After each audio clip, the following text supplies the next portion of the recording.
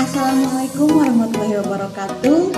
Perkenalkan, saya Nenden Purnama dengan NIM 25610031. Saya merupakan mahasiswa S2 Pendidikan Dasar di IKIP Siliwangi angkatan 2025. Di sini saya akan sedikit menjelaskan tentang rancangan pengelolaan les belajar baca dan hitung untuk memenuhi tugas UTS mata kuliah Kajian Pengembangan Edupreneur di Pendidikan Dasar.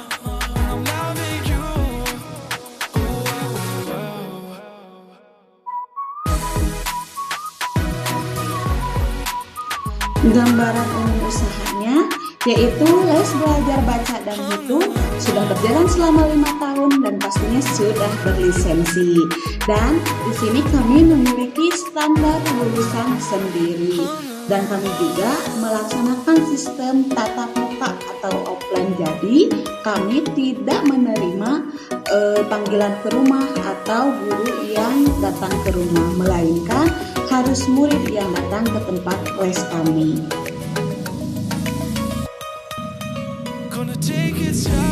Untuk sistem pembelajarannya, di kami menggunakan sistem 1 guru maksimal memegang 2 siswa.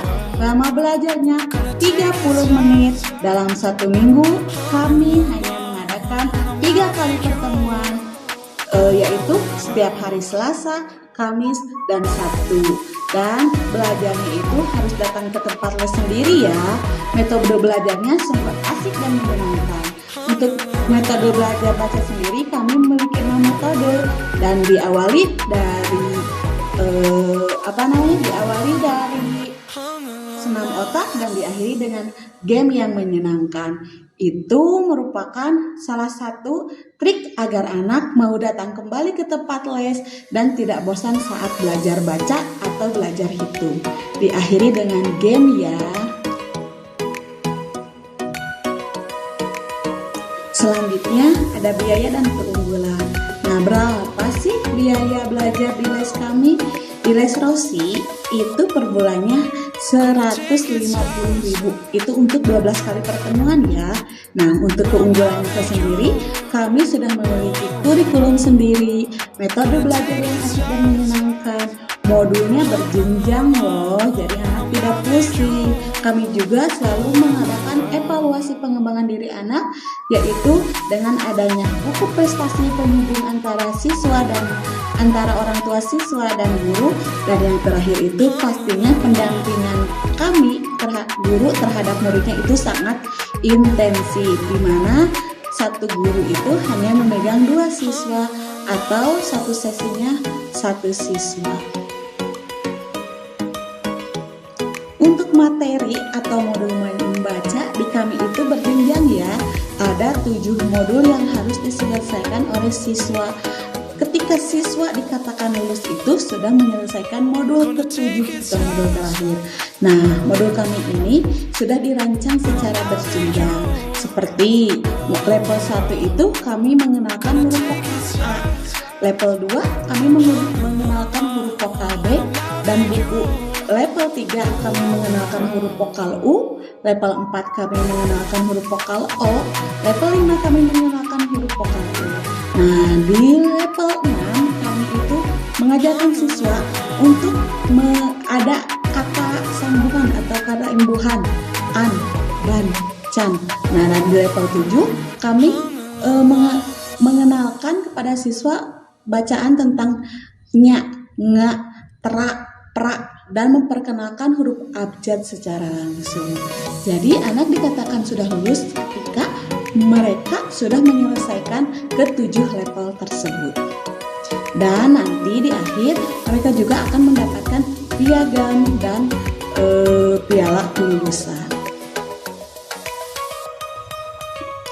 Tidak jauh berbeda dari buku atau materi level baca, di level hitung pun ada beberapa tahap mengenai materi pembelajaran, di mana kami membagi menjadi 4 kategori, yaitu penjumlahan, pengurangan, perkalian, dan pembagian. Nah, bedanya di sini itu ada 16 level. anak dikatakan sudah menguasai atau sudah lulus les jika sudah menyelesaikan level 16, yaitu tentang pembagian. Strategi perancangan produk atau layanan itu di kami modulnya dikelola sendiri, baik itu modul baca ataupun modul hitung. Materinya dibuat bertahap dan setiap sesinya harus disesuaikan dengan durasi yang sudah ditetapkan, yaitu selama 30 menit. Standar kelulusannya juga sudah jelas dan terstruktur. Jadi anak atau orang tua nggak bingung lagi, anak ini udah lulus kalau sampai apa ya, dikatakan udah lulus atau udah beres lesnya kalau gimana ya, karena kami sudah mempunyai standar kelulusan sendiri.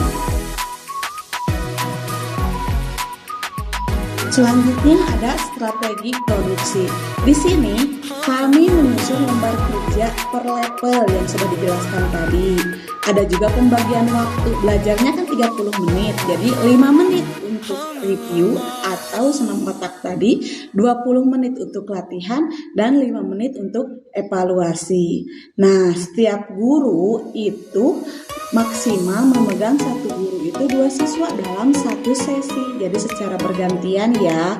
Terus catatan perkembangan siswanya kayak tadi dilakukan secara rutin setiap pertemuan, itu untuk komunikasi antara guru dengan orang tua di rumah. Sampai mana sih perkembangan anak di tempat les kami? Strategi pemasaran yang kami lakukan itu yang pertama tentunya menawarkan kurikulum 7 level tadi, jadi sudah berjenjang, terus membagikan testimoni dari siswa maupun dari orang tua siswa tentang kelulusan siswa ya. Yang ketiga itu mempromosikan melalui media sosial. Kita harus memanfaatkan yang sudah canggihnya media sosial di zaman sekarang ini. Dan yang keempat itu menampilkan jadwal setiap hari sebagai bentuk konsistensi. Jadi setiap anak mempunyai jadwalnya masing-masing, jamnya masing-masing tanpa harus menggeser jadwal orang lain. Nah, untuk strategi distribusinya, yang pertama, pembelajaran dipusatkan di tempat les saja. Yang tadi sudah dijelaskan di awal, kami tidak menerima panggilan ke rumah ya. Yang kedua, ruangan belajarnya ditata agar nyaman dan fokus. Jadi di kami itu belajarnya lesehan, jadi anak bisa lebih leluasa dan bebas. Yang ketiga, menjalin kerjasama dengan TK dan SD sekitar.